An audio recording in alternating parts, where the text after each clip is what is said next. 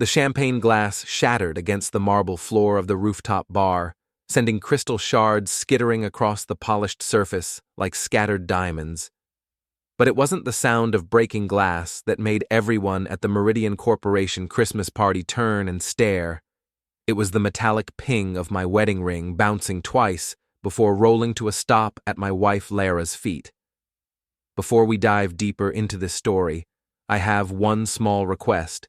Please subscribe, drop a like, comment, and hit that hype button to boost this channel so more people can discover these incredible Reddit stories. So do I said, my voice cutting through the December wind that whipped across the 32nd floor terrace. Lara's face went white, her perfectly applied makeup suddenly looking like a mask. Grant Hollister, her boss, and the man whose arm had been wrapped around her waist for the past 20 minutes, loosened his grip and took a step back. Smart move, considering I'd just watched him whisper in her ear about how she deserved better than some nobody tech geek. The thing about being a cybersecurity analyst is that people forget you exist. You're the invisible man in the corner, the guy who fixes the Wi-Fi and makes sure the servers don't crash. Nobody pays attention to the nobody, which means nobody notices when the nobody is watching, listening, and taking mental notes. "Colton, wait!" Lara started, but I was already walking away, my dress shoes clicking against the wet concrete as I headed for the elevator. Behind me, I heard Grant's voice, lower now but still audible over the party chatter. "Jesus, Lara, I didn't think he had it in him." Neither did I until tonight.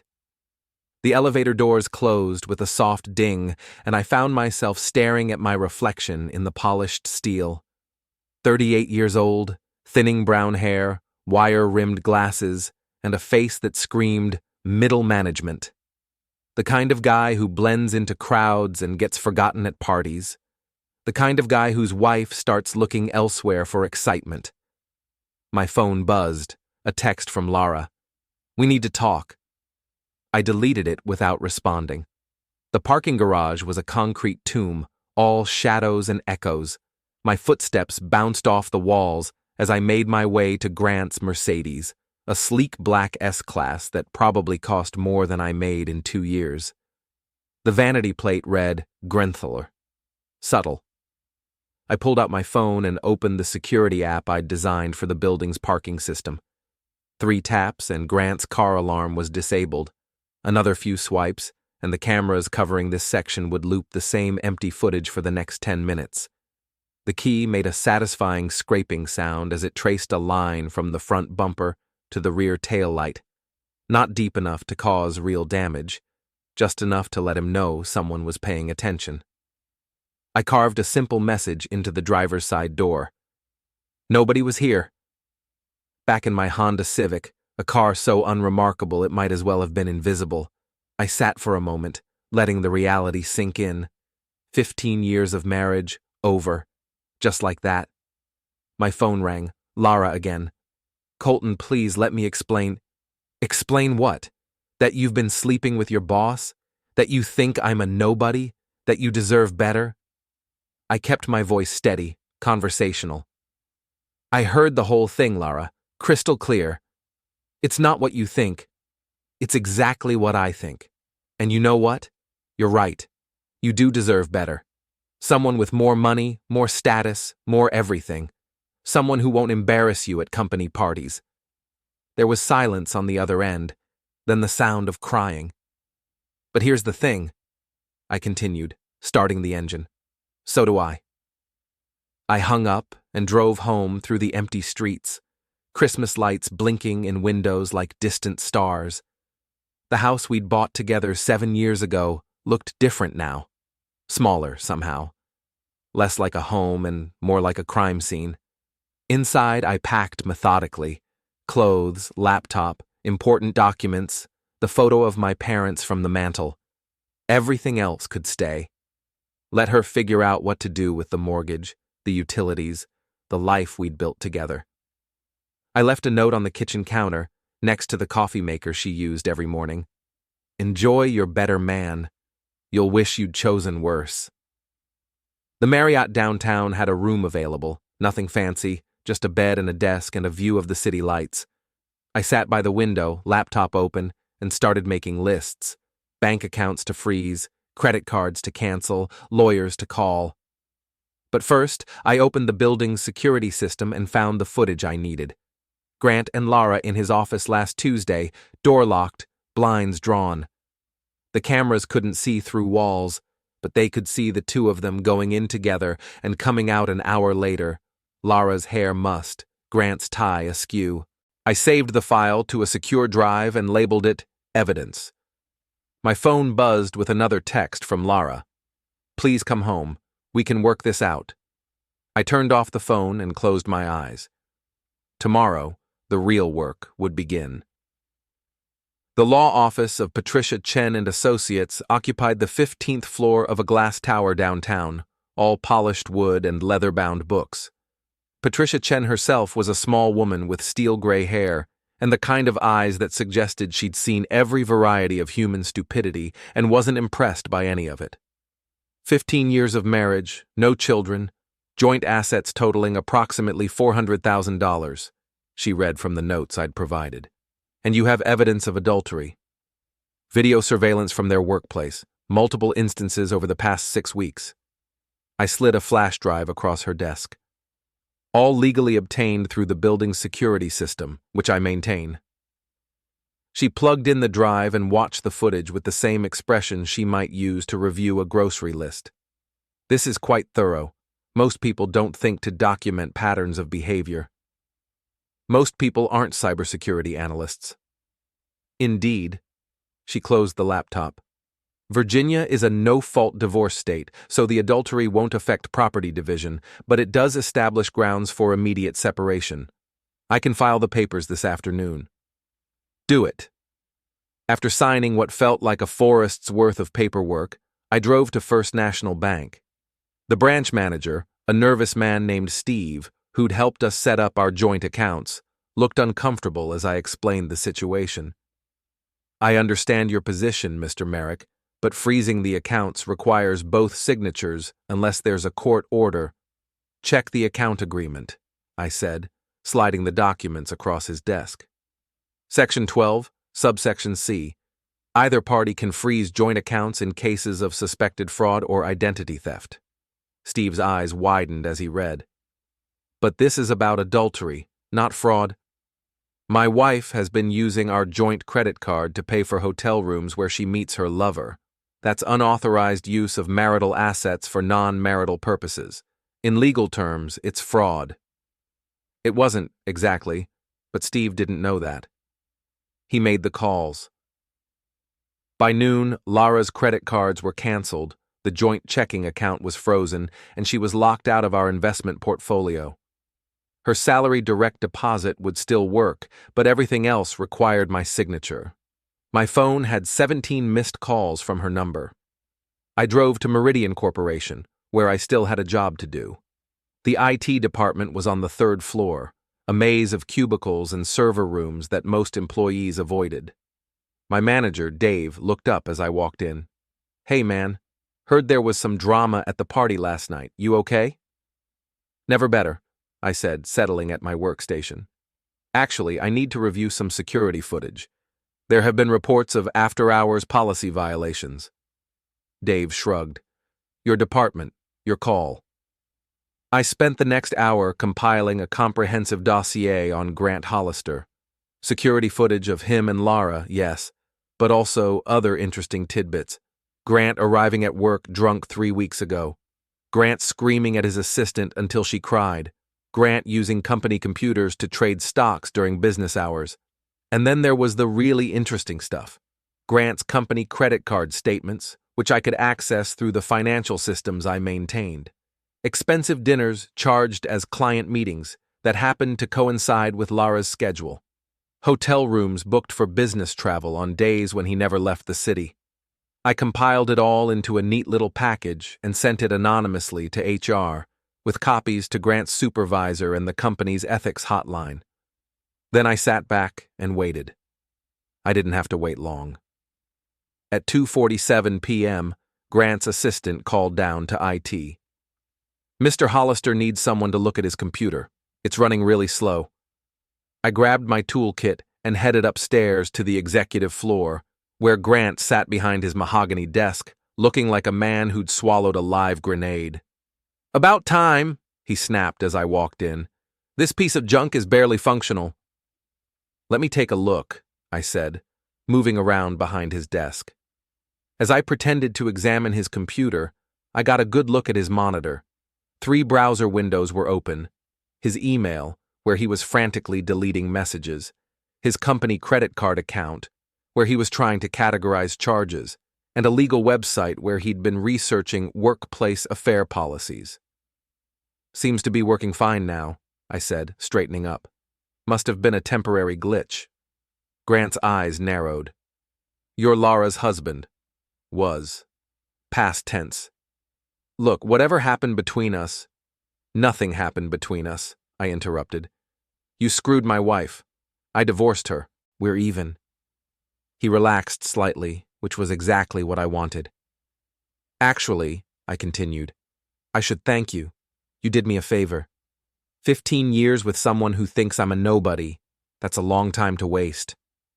"Right. Well, good." Grant turned back to his computer. "So we're cool?"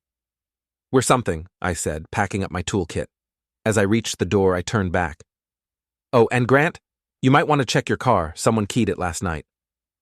His face went white. I was halfway back to my cubicle when my phone rang. Unknown number. "Is this Colton Merrick?" "Depends who's asking." "My name is Victoria Hollister. I believe you know my husband."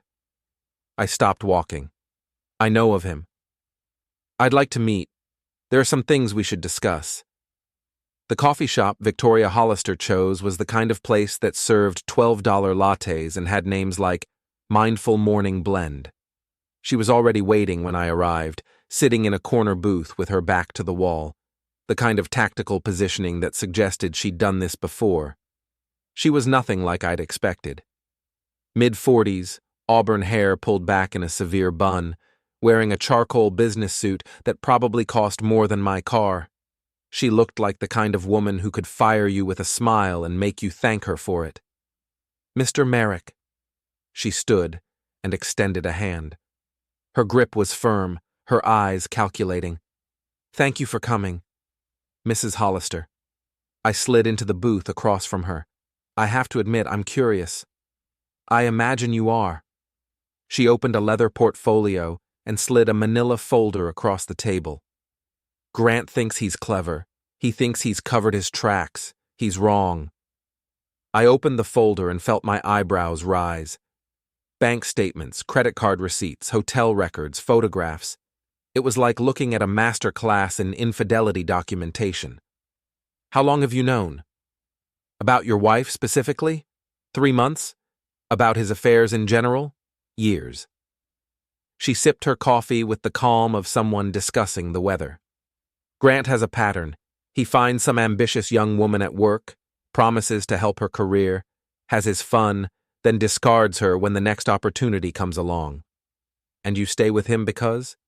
"Because divorce is expensive and revenge is free." Her smile was sharp enough to cut glass. "Besides, I have my own interests to protect." I flipped through more documents. Financial records showing Grant's hidden assets, real estate holdings I'd never heard of, investment accounts in the Cayman Islands. "This is impressive work. I'm a forensic accountant. I know where every penny goes." She leaned forward. "The question is, what are you planning to do about it?" "I filed for divorce yesterday, froze our joint accounts, sent some interesting footage to HR. Amateur hour." She shook her head. "Grant will weather an HR complaint. He's done it before. A slap on the wrist, maybe a transfer to another department. Meanwhile, your wife gets to play the victim. Poor Laura, caught up in her boss's web of seduction." I felt something cold settle in my stomach. "What are you suggesting?" "I'm suggesting that if you want real justice, you need to think bigger. Grant has destroyed careers, broken up families, stolen credit for other people's work. He's a predator, and predators need to be stopped." She slid another folder across the table. This one was thicker. Names, dates, documentation, every woman he's manipulated, every lie he's told, every rule he's broken. Some of these women were afraid to come forward alone, but if they had support, if they knew they weren't the only ones. I studied the documents. There were at least a dozen women listed, with detailed accounts of Grant's behavior: harassment, coercion, retaliation against those who refused his advances. Why come to me? Why not handle this yourself? Because I need someone on the inside, someone with access to the building's security systems, the computer networks, the kind of technical infrastructure that makes evidence disappear or appear as needed. Her eyes glittered. Besides, you have the best motivation. He didn't just hurt you, he humiliated you. In public, in front of your colleagues. She was right, and we both knew it. What exactly are you proposing? Victoria's smile widened. Total destruction. Professional, personal, financial. By the time we're done, Grant Hollister will be unemployed, divorced, and facing enough legal challenges to keep him busy for years. And my wife? Collateral damage. She made her choice. I closed the folders and looked across the table at this woman who'd just offered to help me burn down my life and rebuild it from the ashes. The smart thing would be to walk away, take my divorce settlement, and start over somewhere else. But smart had never gotten me anywhere. Smart had gotten me 15 years of being ignored, dismissed, and ultimately betrayed. What do you need me to do? Victoria reached into her purse and pulled out a flash drive. Start with this. It's a program that will give me remote access to Grant's computer. Install it the next time you're called up to fix his technical problems. That's illegal. So is embezzling company funds, which is what he's been doing to pay for his hotel rooms. So is harassment, which is what he did to at least 6 women in that folder. So is fraud, which is what he committed when he claimed credit for Lara's presentation to the Morrison account. I pocketed the flash drive. When do we start? We already have. She stood and gathered her papers. Oh, and Colton. You might want to check the company directory. It seems someone anonymously reported some irregularities in Grant's expense reports. HR is conducting a full audit. She was gone before I could ask how she'd managed that. I sat in the coffee shop for another hour, reading through the files she'd left me. By the time I finished, I understood why Victoria Hollister had stayed married to her husband for so long. She wasn't a victim. She was a hunter, and she'd been setting traps for years. My phone buzzed with a text from an unknown number. Phase 1 complete. Check your email. The email contained a single attachment: security footage from the Meridian parking garage, showing Grant discovering his keyed car. The timestamp showed it was from this morning, about an hour after my meeting with Victoria. In the video, Grant stood next to his Mercedes, face purple with rage, screaming at no one in particular. Then he kicked the front tire, lost his balance, and fell backward into a puddle of slush. I watched it 3 times before I stopped laughing. The beauty of being the IT guy is that nobody questions your presence anywhere in the building. Need to check the servers on the executive floor? Sure thing. Installing security updates on the boss's computer? Makes perfect sense. Troubleshooting the conference room projector during the monthly board meeting? Just doing your job. Which is how I found myself in Grant's office at 7:30 a.m. on a Thursday morning, ostensibly fixing a network connectivity issue while he was downstairs getting coffee. The spyware Victoria had given me installed in less than 30 seconds. By the time Grant returned with his triple-shot espresso and a scowl that could melt steel, I was packing up my toolkit. All fixed, I said cheerfully. Turned out to be a DNS configuration problem. Should be running much faster now. Grant grunted and settled behind his desk. His car had been repaired, but I could see the stress lines around his eyes. The HR investigation was taking its toll. Merrick, he called as I reached the door. This thing with your wife? Ex-wife, I corrected. Right. Look, I know this is awkward, but Lara's a good employee. I'd hate to see her career suffer because of personal issues. I turned back to face him. Are you asking me not to make trouble for her? I'm saying that what happens between consenting adults shouldn't affect their professional lives. The audacity was breathtaking. He was actually trying to protect Lara while positioning himself as the reasonable party. You're absolutely right, I said. What happens between consenting adults is their business. It's when those adults start using company resources to fund their affairs that it becomes everyone's business. His face darkened. What's that supposed to mean? Check your credit card statements, Grant. I'm sure HR already has. I left him staring at his computer screen, probably calculating how much trouble he was in. Back at my desk, I activated the monitoring software. Within minutes, I was watching Grant's screen in real time as he frantically searched through his email, deleting messages and trying to cover his tracks. Too late. Victoria and I had already copied everything. My phone rang. Lara. Colton, please, we need to talk. Grant says you're trying to get us both fired. Grant says a lot of things. Most of them are lies. This isn't you. You're not vindictive. You're not cruel. You're right. The old me wasn't. But the old me was married to someone who loved him. The old me had friends who respected him. The old me believed that being a good person mattered. There was silence on the line. What happened to that person? She asked quietly. His wife called him a nobody in front of a room full of people, then laughed about it. Turns out that kind of thing changes a man. I hung up and got back to work. By lunchtime, I had enough material to end Grant's career twice over. Emails to Lara discussing their affair in explicit detail, messages to other women that bordered on harassment, expense reports that were obviously fraudulent, even a video call with someone who appeared to be a bookie, discussing gambling debts. Victoria had been right. Grant wasn't just a cheating husband. He was a walking HR nightmare. I was compiling the evidence when Amanda Walsh appeared at my cubicle. Amanda was Lara's best friend from the marketing department, a blonde woman in her 30s who'd always treated me like furniture. Colton, can we talk? I looked up from my computer. Sure. What's on your mind? She glanced around nervously, then leaned closer. It's about Lara and Grant. There are things you should know. I know enough. No, you don't. She pulled up a chair and sat down. Lara didn't start this. Grant did. He's been pursuing her for months, making promises about promotions, threatening her job if she didn't play along. I studied her face, looking for tells. And you know this how? Because he tried the same thing with me last year. When I said no, I got passed over for promotion and transferred to a different department. Interesting, but not necessarily true. Why are you telling me this now? Amanda's expression hardened. Because I want him destroyed, and I think you're the one to do it. What makes you think I'm planning anything? Because you're not the same person you were last week. You're focused, determined, and you have access to things the rest of us don't. She leaned back in her chair. I can help.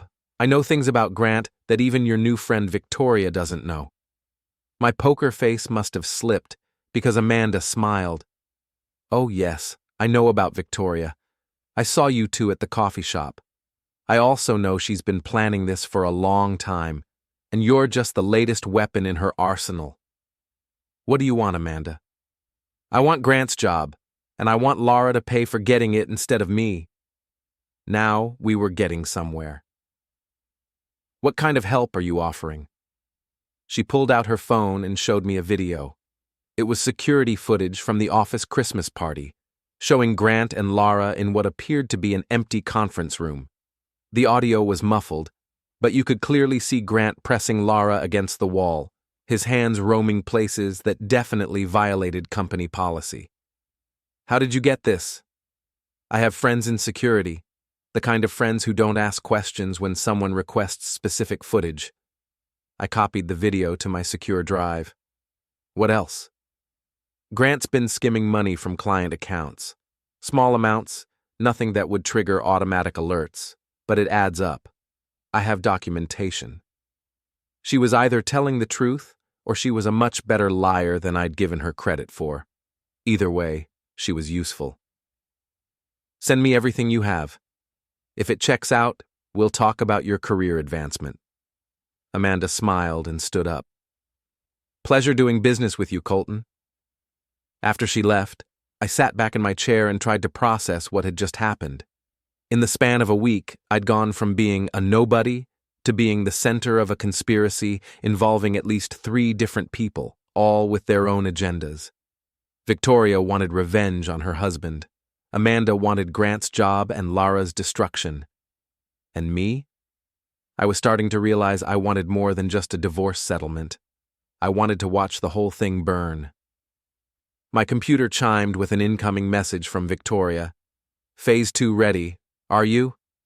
I typed back, let's do this. The monthly all-hands meeting was held in the main conference room on the 20th floor, with video feeds to satellite offices and remote workers. Normally, about 200 people attended in person, with another 100 or so dialing in virtually. Today's meeting was special. The CEO was announcing the quarterly results, and there were rumors of major organizational changes. Everyone who mattered would be there, including Grant and Lara. I arrived early, ostensibly to set up the AV equipment and test the video feeds. What I was really doing was installing a small device that would give me control of the presentation system from my laptop. Testing, I said into the microphone. My voice echoed through the room's speakers, crisp and clear. Perfect. People began filing in around 1:45. I watched from my position at the tech station as Grant entered, looking confident in his expensive suit. He'd survived the initial HR investigation, a written reprimand and mandatory sensitivity training, but no termination. He probably thought he was untouchable.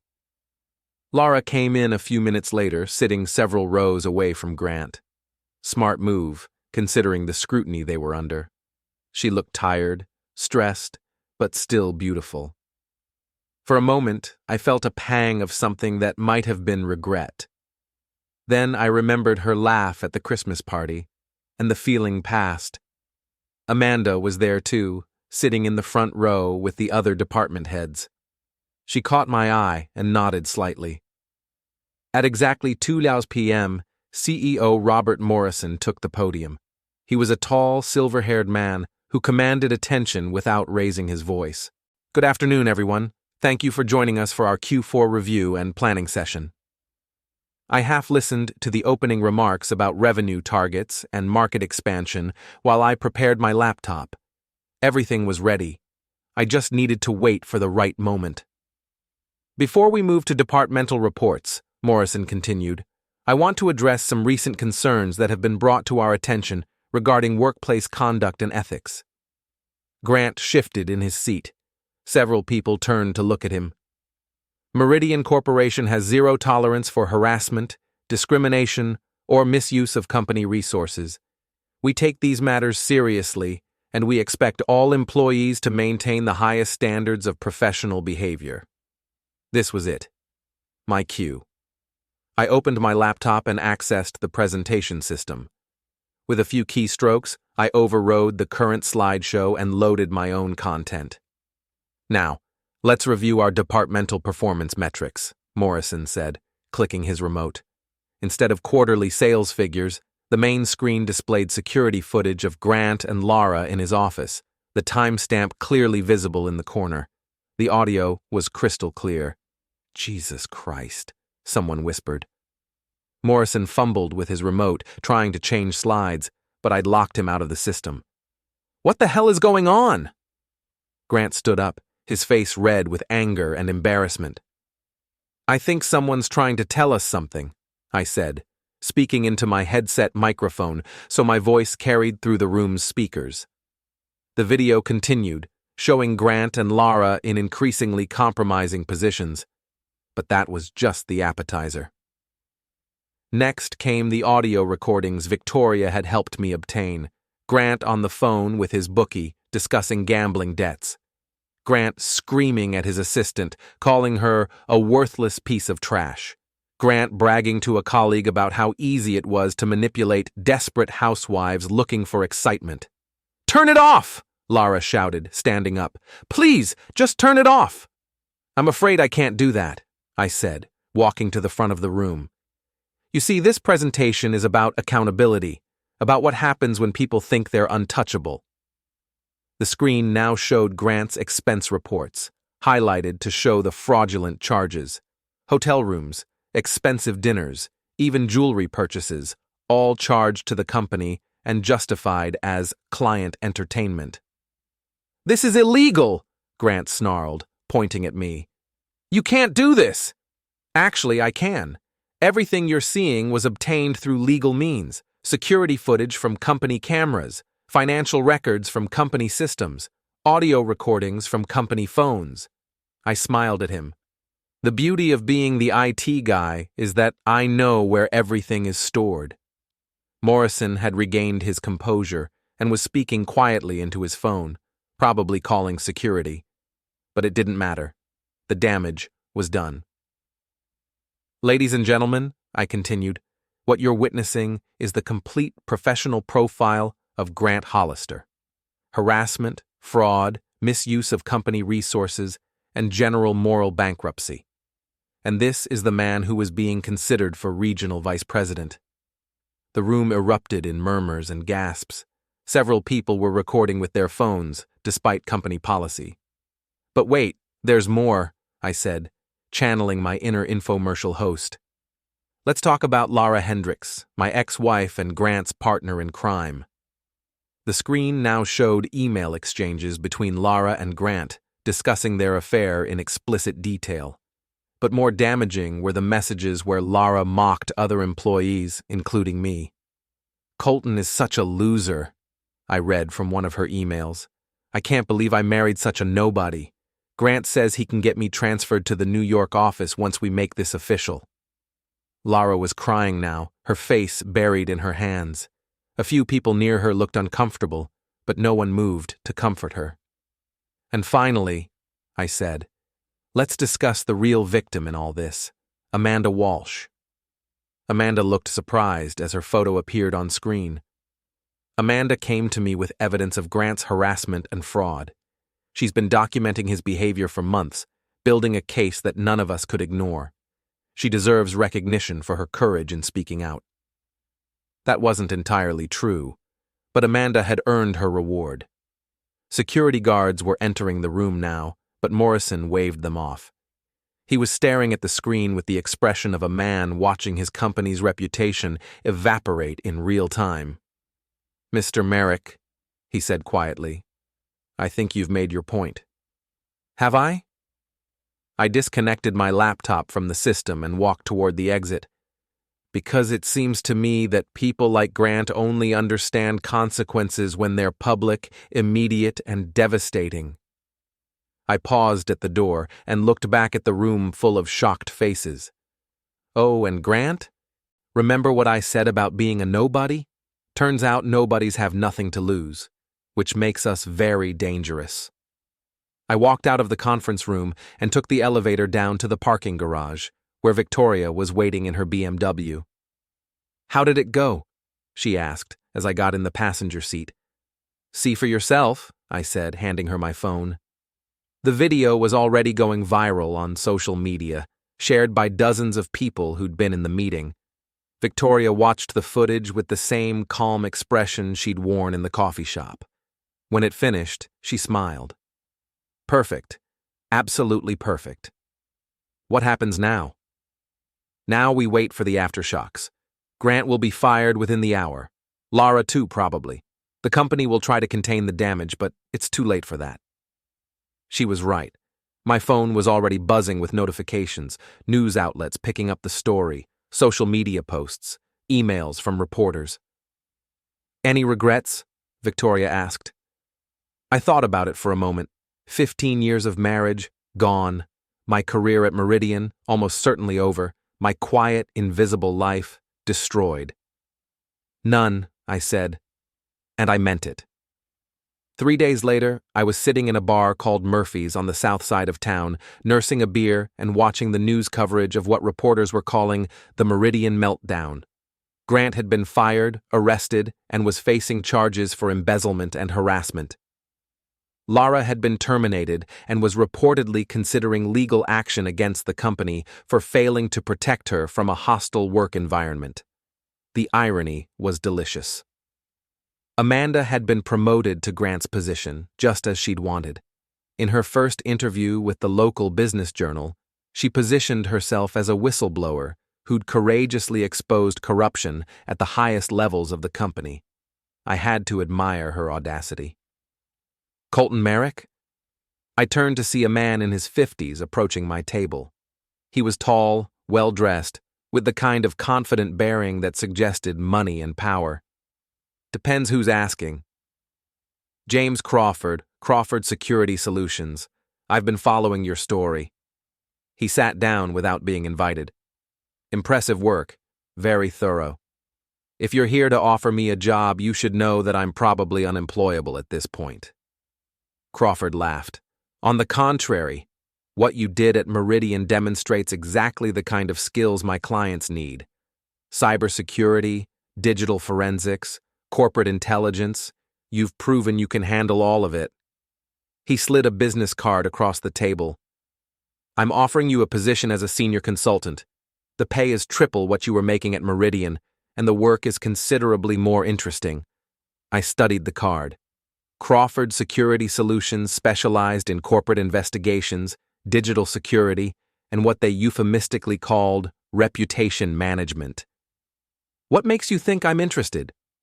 Because you're wasted in a traditional IT role. You have the skills of a spy and the instincts of a predator. Why would you want to go back to fixing printers and resetting passwords? He had a point. There's one condition, I said. Name it. I want Victoria Hollister as my partner. Whatever you're paying me, pay her the same. Crawford's eyebrows rose. Mrs. Hollister is a forensic accountant, not a security consultant. Mrs. Hollister is the most dangerous person I've ever met. Trust me, you want her on your team. I'll make the call. After Crawford left, I sat alone with my beer and my thoughts. My phone had been ringing constantly for days, reporters, lawyers, job recruiters, and a few death threats from Grant's supporters. I'd stopped answering. The door chimed and Lara walked in. She looked terrible. Her usually perfect hair was pulled back in a messy ponytail. She wasn't wearing makeup, and her clothes looked like she'd slept in them. She spotted me immediately and walked over. Can I sit? I gestured to the empty chair. I've been trying to reach you, she said. I know. My lawyer says I might have grounds to sue you for invasion of privacy, intentional infliction of emotional distress, maybe even defamation. Your lawyer is an optimist. She laughed, but there was no humor in it. Everything you showed in that meeting, it was all true, wasn't it? Every word. I never meant for it to happen. Grant, I mean, it just evolved. Into what? Love? Or just convenience? I don't know. She stared at her hands. Maybe both. Maybe neither. It doesn't matter now. Doesn't it? She looked up at me, and for a moment I saw the woman I'd married 20 years ago. We had 15 good years, Colton. Doesn't that count for something? We had 15 years, I corrected. Whether they were good is a matter of perspective. I'm sorry. For all of it.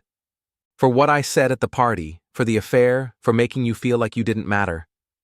I appreciate that. Do you forgive me? I considered the question seriously. Did I forgive her? Could I? I don't know, I said finally. Ask me in a few years. She nodded and stood up. For what it's worth, I was wrong about you. You're not a nobody. You're the most dangerous man I've ever known. After she left, I finished my beer and walked outside into the cold December air. Snow was falling, covering the city in a blanket of white that made everything look clean and new. My phone buzzed with a text from Victoria. Crawford called. We start Monday. Ready to hunt bigger game? I looked up at the falling snow and smiled. For the first time in 15 years, I felt like I was exactly where I belonged. I typed back, "Let's go hunting." Across town, Grant Hollister was sitting in a jail cell, probably wondering how his perfect life had collapsed so completely. Laura was in her empty apartment, facing unemployment and social ostracism. Amanda was celebrating her promotion, not knowing that I had copies of all her communications and would be watching her very carefully. And me? I was walking through the snow toward a new life, a new identity, and new opportunities to remind powerful people that nobody stays invisible forever. The nobody had become somebody, and somebody was a very dangerous thing to be.